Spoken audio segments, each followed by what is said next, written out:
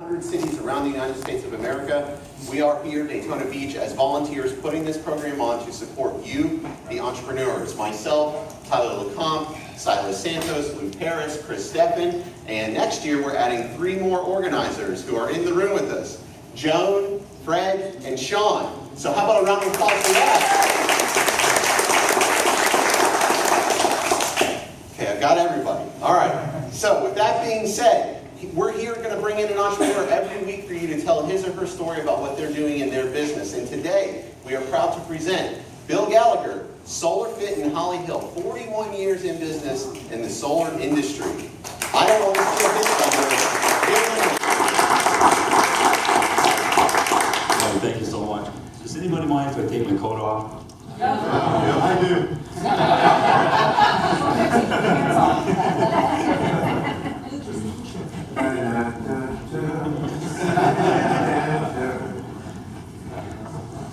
Well, Mike asked me to keep this under 4 hours, so right away.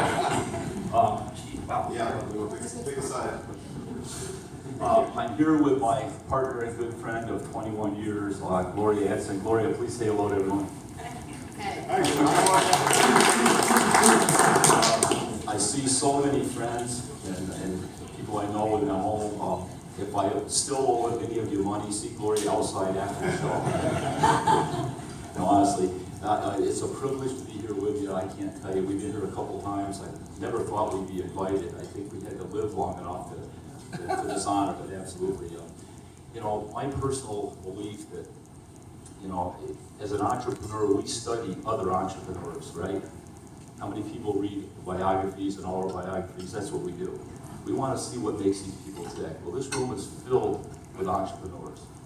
That's why you're here today. So I want to talk a little bit about my personal feelings about entrepreneurs. I personally believe that it's tied to genealogy and it's tied to our parents. And I want to give you just a little bit of a history lesson. And bear with me, it won't take very long.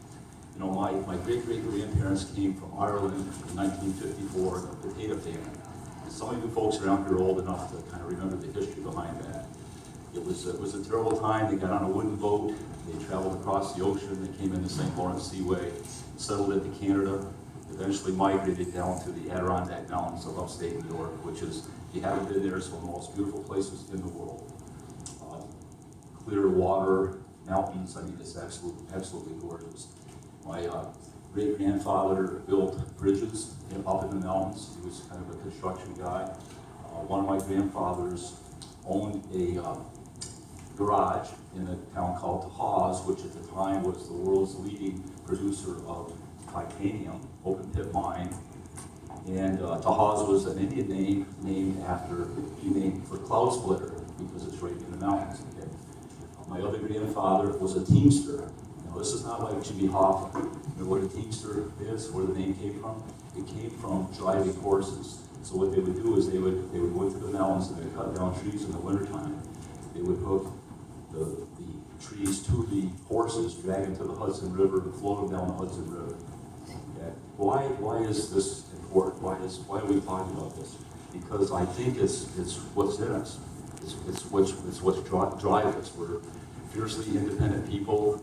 We really don't like when people give us stuff because we think we need to earn it. And I think that's what we all aspire to be. You know, my father was an operating engineer back in the 1960s when we were in the Cold War with Russia. And at the time, there was many missile silos up in upstate New York surrounding Plattsburgh Air Force Base, which was a target for the Russians. And I can still remember now when the sirens would ring and we would hide underneath the desks with the thought that that's going to protect us. You know, I mean, it's just as crazy as it seems, but that's what's happening. So, my mother was a postmaster in the town. So, okay, so how does this play? The values that they taught me inspired me to be a free thinker, right? First of all, I'm unemployable. No one would want to hire me, right? So I have to start my own business. So anyway, that's the history lesson behind it. You know, settling up in Irva, which was also called Irish Town. Almost everyone there was Irish. The Lynn's, the McGinnis, the Flynn's, the Gallaghers, you name it, they're all Irish. We loved to fight. We really got bored after a while fighting with each other. We'd actually hitchhike to other towns and fight. I'm serious, and not to hurt people, but just to test your skills, right? That's what it is. So that had a thing to it. But part of the Adirondacks hiking and hunting and all that thing inspired me when I came down here. We actually moved down here with my brother, 1970 to 10, Embry-Riddle, Aeronautical University. We wanted to be pilots. You know, we also love racing, right? We used to race cars up north, sometimes on an actual strip. So, if you lived up there, you understand. Nice turns and banks and stuff like that. But anyway, following graduation from Riddle, I worked as an operating engineer. And finally, in 1975, decided to start a business. And the question came up, how'd you end up in the solar business? Well, this is really neat. How many people here, show of hands, remember the publication Mother Earth? Look at the hands, it's unbelievable. Well, I was reading Mother Earth one day, and in there I saw a homemade solar panel from some hippie guy, not unlike myself, in Wisconsin. I thought, God, look at that. I like that. So I thought, I'm going to open up a business doing solar panels. Well, I wasn't very smart, still not. What happened was I also started selling wood-burning stoves. Now, who in the world would sell wood-burning stoves in Florida? Sold 5 of them. Got out of the business and went back to still. Official wood-burning stoves, actually, Gloria's sister moved into a house that still has a stove, so it'll last forever, but it'll kill you. So anyway, that's how the business got started. We love the environment, we love engineering, we love fast things go around. So that's where it started. So where did the SolarFit came from? Well, we started out as International Sun Protection Incorporated, and after saying that about 3 or 4 times, man, they think we're selling suntan oil. Ron Weiss was getting mad at me because I had one customer. Right? So we decided to change it into SolarFit because we thought it was a perfect fit.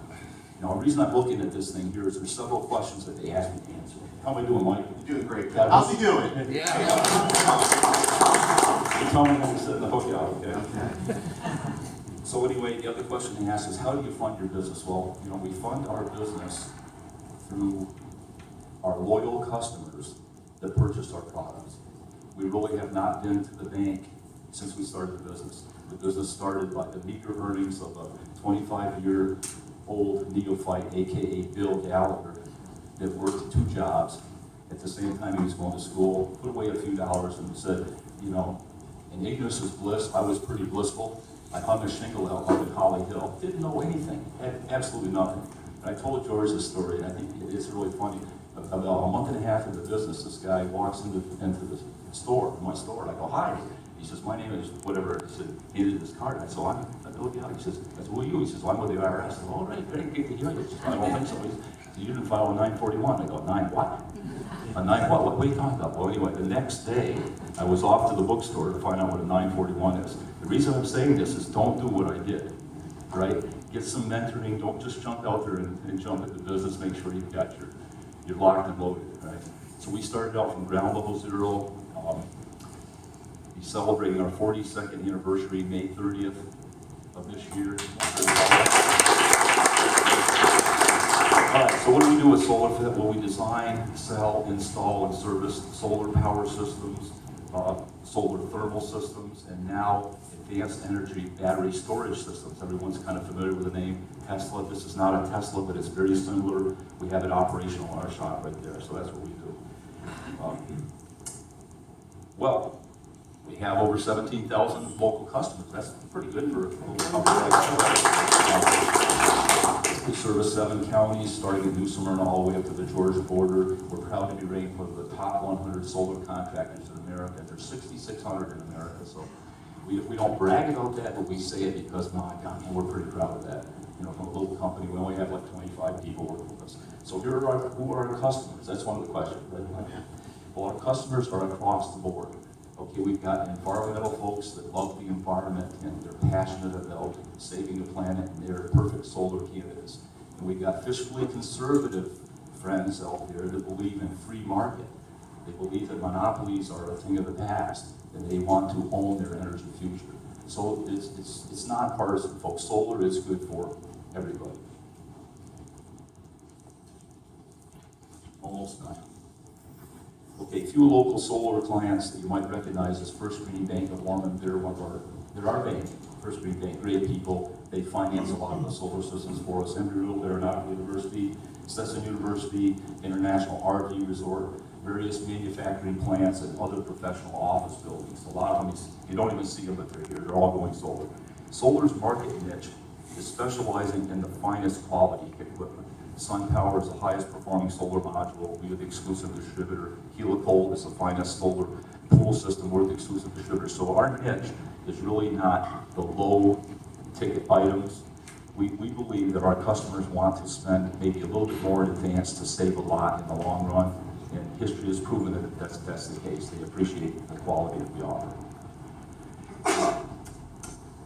We've also had the great pleasure to work with some outstanding resources here locally. SBDC, George back there. Can we have a hand for George?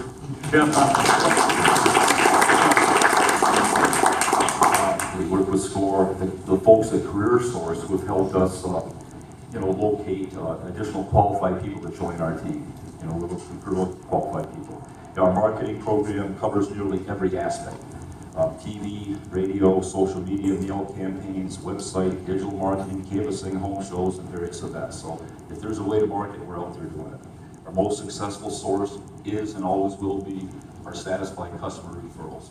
That's what we believe business should be all about. We really do the other marketing more as branding. We want Solar Fit name, whatever it is. We want the Solar Fit name to be synonymous with quality, increased comfort, peace of mind. That's what we want to bring, to the table here. We also host a weekly radio program called the Solar Fit Renewable Energy Show. This year will be our 9th year, where we interview people from around the globe who play a part in renewable energy and sustainable lifestyle and healthy living. We interviewed the folks that went around the world in the first solar-powered boat. We interviewed the folks that went around the world in the first solar-powered plane. We interviewed Jacques Cousteau's grandson. I mean, just a wide range of senators, governors, anybody that plays a part in, any kind of legislation that would help us with their honor show. Our last week's guest was Lee Shavers. Anybody know Lee Shavers? Anybody know Peggy's Whole Foods? Okay, Peggy's Whole Foods. He was a guest. He brings a lot to the community as far as helping people stay healthy. How are we doing, Simon? Doing great. Okay, Perfect. let me know when we get close, okay?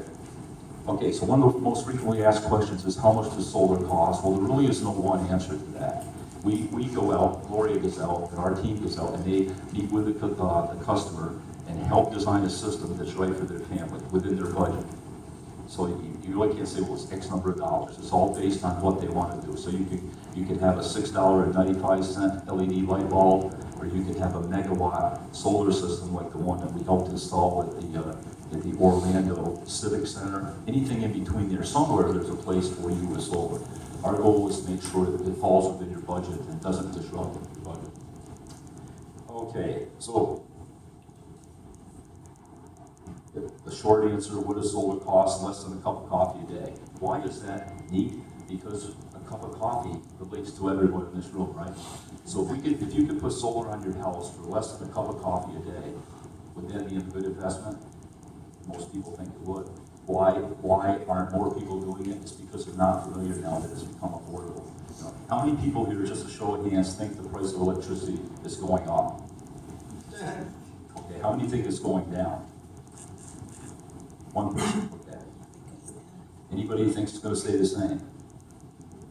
Okay, so majority of people think it's going up. So if you think the price of electricity is going up, and you could invest in a system that didn't disrupt your budget now and lock in your energy prices because you're not buying kilowatts for the next 25 years, which is the warranty period, how many think that would be a prudent investment?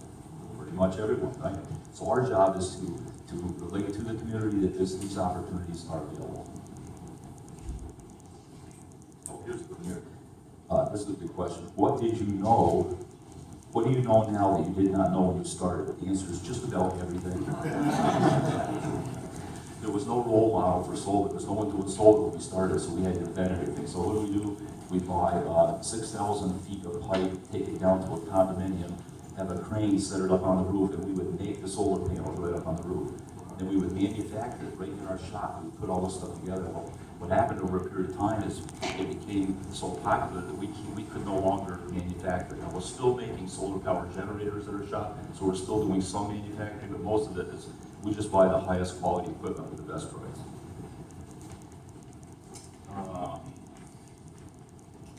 Okay, read books. Here's the question. Okay, I personally believe that every entrepreneur needs to be a voracious reader.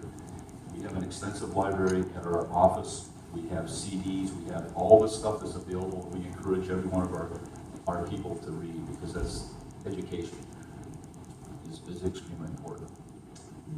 Okay, I was once asked what obstacles and challenges we faced in business. Well, as you can imagine, after 41 years, there have been a few every day, right? There's never a day that there isn't an obstacle. The truth is that these obstacles and challenges are merely a speed bump to entrepreneurs. They really don't mean that much. Okay, so challenges, overcome it, and move on. Okay?